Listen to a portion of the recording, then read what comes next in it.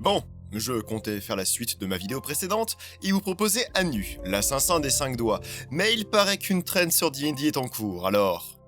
Quelles sont mes 3 créatures préférées? Il n'avait même pas besoin d'être dans le titre pour que les dragons soient mes créatures favorites pour bon nombre de raisons.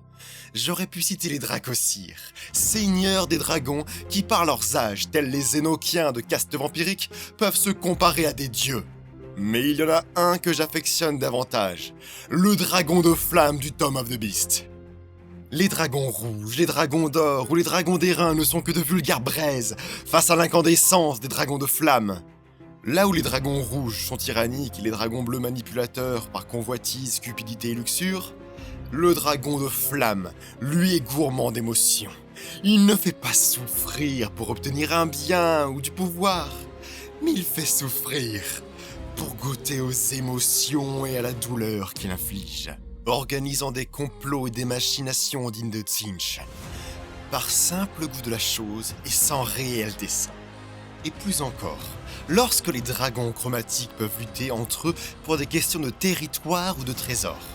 Osez abattre un dragon de flamme, sans en effacer toute trace. Et tous ceux de sa race viendront le venger. Et c'est sans parler de ses capacités, ignorant les résistances au feu et brûlant tous ceux qui s'approchent de lui sans immunité. Il est la quintessence de l'imaginaire du dragon. Vient ensuite une créature populaire chez les initiés de D&D.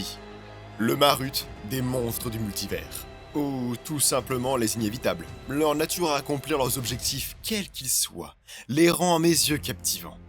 Plus encore, c'est l'une de leurs histoires qui m'a rendu fou de leur concept. Un prince orgueilleux avait entendu parler des légendes à leur sujet. Et par surprise, il avait trouvé dans ses sous-sols les ruines d'un Marut que son grand-père avait trouvées.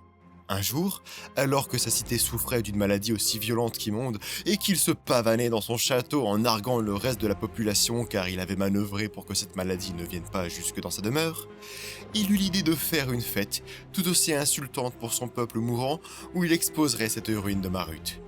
C'est lors de cette fête que le vestige inévitable reprit vie, saisissant le prince et lui insufflant la maladie qu'il fuyait d'un simple souffle, accomplissant sa mission. De plus, ces mécaniques de combat tournent autour du fait de ne pas pouvoir être évitées, assommant d'un simple regard ou ne ratant aucun de ses coups. Le Marut est une punition inéluctable et le plus puissant rappel à l'ordre. Les incarnations planaires sont des formes vivantes des notions de bien et de mal, les aspects des alignements, des avatars agissant tels des catastrophes naturelles pour défendre leur plan, qu'ils soient supérieurs ou inférieurs. À présent, imaginez que le plan qui souhaite se défendre est celui de l'ordre absolu. Une créature, un avatar venant défendre son plan, ou plutôt souhaitant corriger les autres. Le désordre s'étant trop répandu dans les autres plans, vient naître alors l'outil de sa réorganisation de gré ou de force. L'incarnation planaire Maudron, du Turn of the Fortune Wheels, des aventures du multivers. Rien que son artwork permet de donner le ton.